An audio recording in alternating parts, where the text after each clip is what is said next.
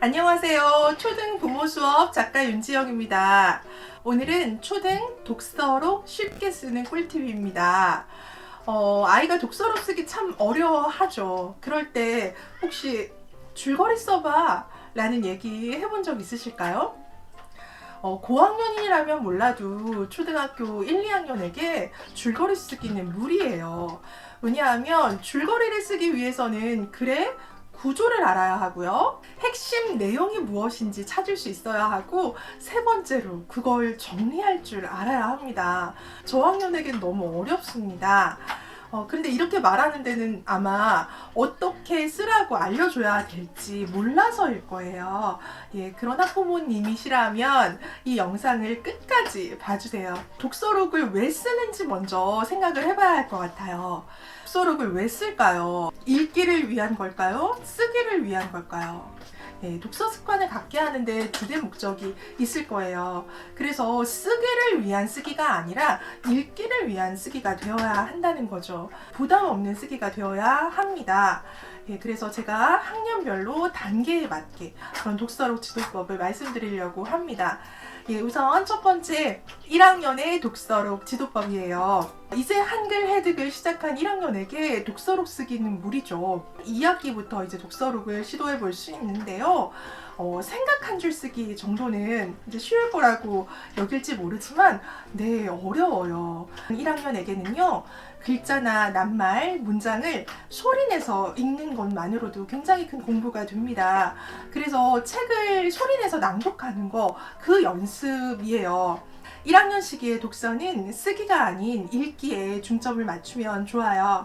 이 시기에 책을 읽고 생각과 느낌을 쓰는 건 어렵습니다. 참 재미있었다.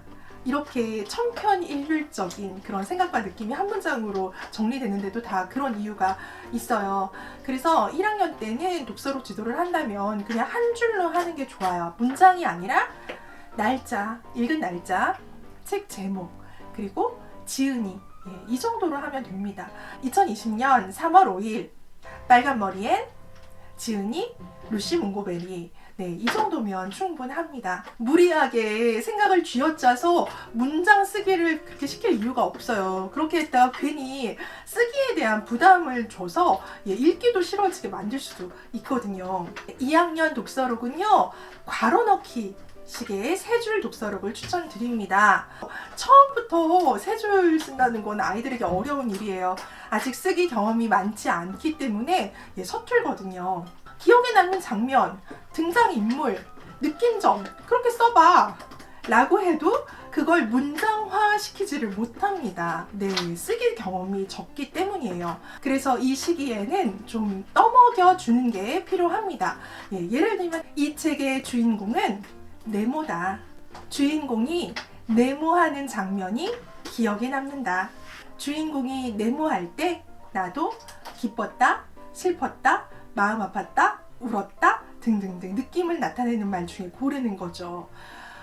문장의 양식을 정해주고요. 그 중에 네모만 채우게끔 하는 거예요. 그러다 보면 아이가 쓰기에 대한 부담이 덜하죠. 네모만 넣으면 되니까요. 아이에게 전부를 맡기지 말고요. 모방할 수 있는 부분을 던져주라는 얘기예요. 꼭 제가 말씀드린 그런 세 가지 문장의 양식이 아니라 다른 것도 좋습니다.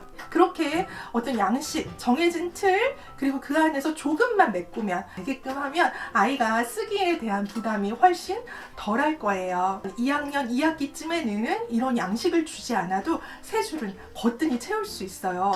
3, 4학년은요. 왜냐하면 뭐뭐이기 때문이다. 독서록을 추천드립니다. 3학년부터는 문단의 짜임을 배웁니다.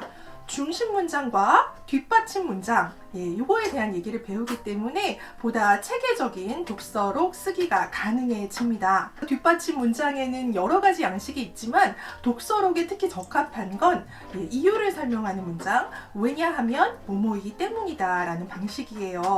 예를 들어 설명을 드릴게요. 해리포터에서 해리의 부모님이 어둠의 마법사에 의해 죽은 장면이 기억에 남는다. 왜냐하면 어린 나이에 부모를 잃은 해리가 불쌍했기 때문이다 라는 방식인 거죠. 신데렐라가 무도회에서 왕자님과 춤춘 게 기억에 남는다. 왜냐하면 신데렐라의 드레스가 예뻤기 때문이다. 네, 이런 방식으로 쓰게 되면 아이가 자기의 생각을 보다 명확화시키고 구체화할 수 있는 경험이 됩니다.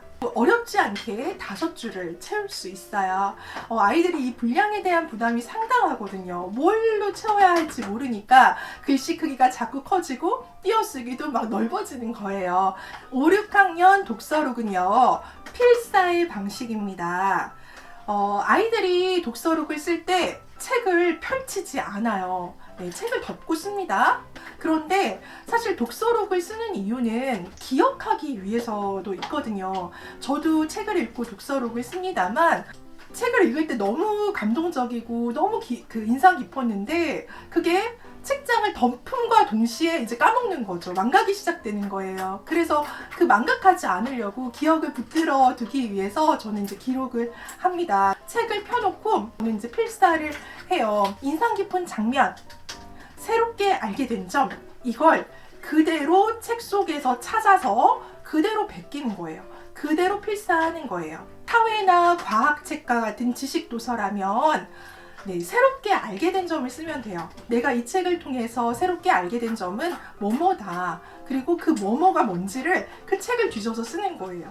예, 이런 틀로 쓰면 한 10줄 이상의 완결된 형태의 독서록이 완성이 돼요. 학년별 독서록 지도법 요약 드리면 1, 2학년 때는 많은 부분을 제시를 해주고 아이가 일부분만 채워가게 하는 거죠. 그리고 3학년에서 6학년으로 올라갈 때는 아이 스스로 채우는 그 영역을 점차적으로 늘려가는 겁니다. 예, 이게 핵심이에요. 처음부터 그냥 쓰라고 하면 아무것도 못 씁니다. 부담감을 덜어주자는 거죠. 예, 그런 막막함을 덜어주기 위해서는 어떤 양식이 필요합니다. 그걸 보고 그 양식대로 채워라 하면은 그거는 많은 아이들이 쉽게 따라오더라고요.